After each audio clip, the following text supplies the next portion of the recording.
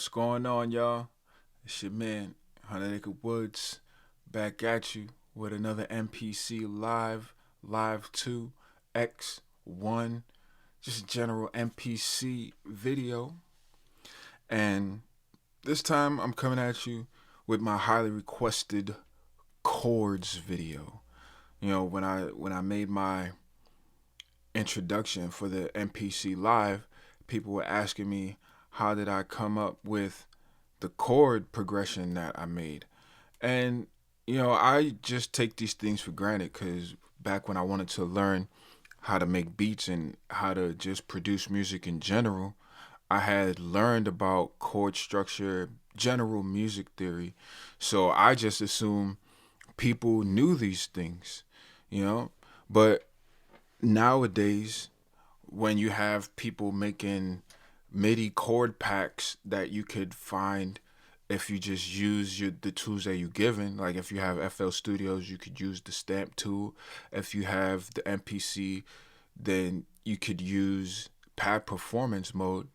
But people are telling you that you can skip over music theory and create beats. I mean, to some extent, that's true. But if you want to make music, then you should have some general knowledge of music theory. So enough of that preaching. I'm just going to get straight to what I wanted to talk about. So the image that I have outside of the MPC software screen is the chord wheel. I got this book from Sam Ash a long time ago, but basically what it shows you is the circle of fifths. It shows you basically the minor chords that go with the keys, and it also shows you the diminished chords that go with the actual major keys that you're playing in. So you can turn it to any key and basically see what type of chords are going to be there. You can see the actual notes of the scales, you know. And what's even more awesome is that above it, they tell you what actual chord extensions you can play to make your music sound more lush. So if you don't want to just play basic triads, which are 3-note chords, then they tell you how to finesse your chord structure the right way. So if you know what I'm saying, it's playing in the key of C, for example, you instead of playing C, E, and G, a basic C major triad, you can play a C major 7th. You can play a C major 9th. You can play a major 11th. You can play a C6 chord. And as you develop your understanding of music theory, you'll come to understand what notes are included in those chords. And versus if you're going to play an E minor, then you may not play an E minor 9th or E minor 11th. The best chord for that progression would be an E minor 7th chord. So, that's just what just some secrets and tools that you could use to develop your music. But the secret that blew my mind, and I just recently peeped it about this chord wheel, is that they show you have the 1, the 4, the 5, the 2, and the 3. They don't tell you that this is the 6 or that this is the 7. But if you understand the notes of the C major scale, then you be like, and you want to figure out the progressions, then it kind of goes 1, 7, 3, 6, 2, 5, 1. I mean, to people who are into music theory, I'm pretty sure you may have recognized that already. But when I realized it, it kind of blew my mind. And that's kind of what the topic of this video is going to be about: finding the 1, 7, 3, 6, 2, 5, 1 or 1, 7, 3, 6, 4, 5, 1 progression, because that's what I actually did in my video showing the chords. So let's get that out of the way.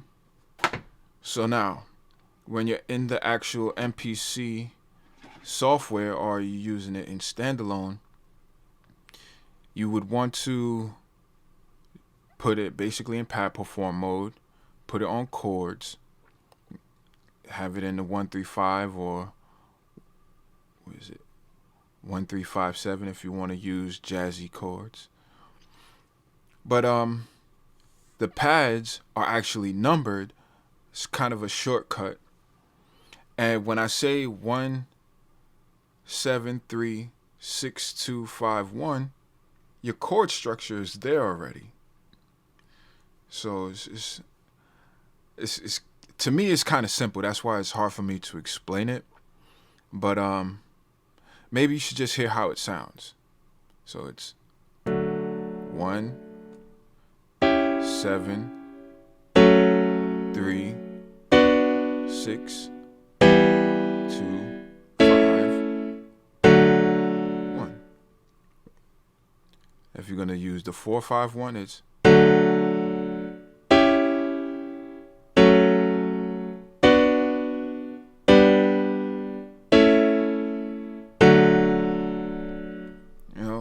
it just sounds harmonious, basically because through years of conditioning, we've been accustomed to hearing songs played a certain way. If you go to another country where they use a different scale or play music differently, it might not sound as harmonious, So here's how it sounds in the minor key.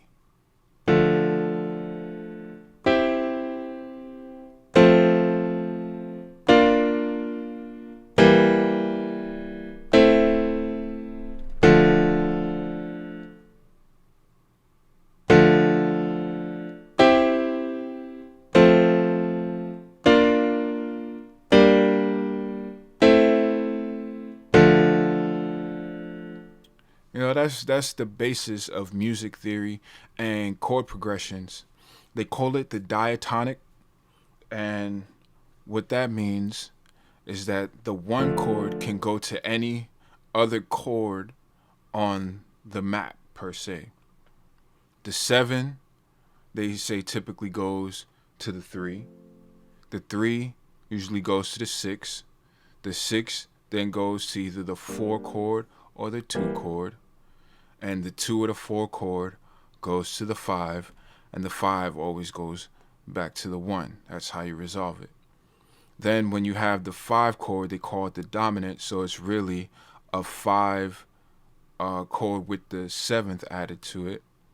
So if you would want to have that proper, then you would have the, then zoom it back.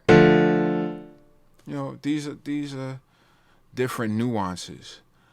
And the way that you make it sound good, instead of having just one instrument that you're using, your sound selection is very important.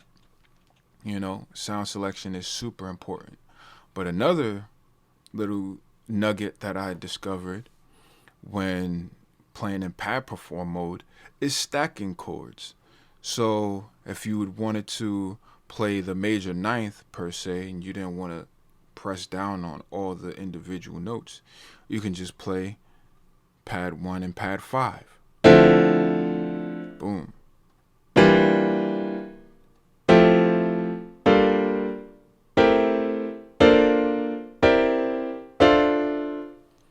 And then if you didn't want the notes from the higher octave, all you would have to do is select the notes that you want to drop down, and drop them down, transpose them down to the octave with the rest of the notes, so that it could simulate like hand movements on the piano or keyboard.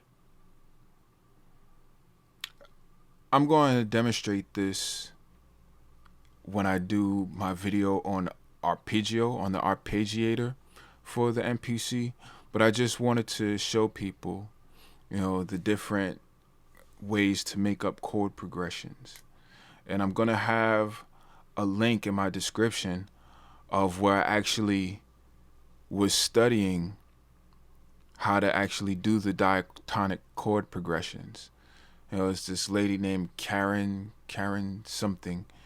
No pun intended on the use of Karens, but yeah, it's this lady from YouTube like 11 years ago, and I hope that you can figure out how to make up your own chord progressions and come up with some dope music, because just buying MIDI packs when you have the tools at your disposal is kind of a, now I won't say it's a waste of money, but you're giving people money for things that you can do with your own creativity. So like I said, always be creative, and let's make some more music. It's your man 100 Acre Woods. I'm out.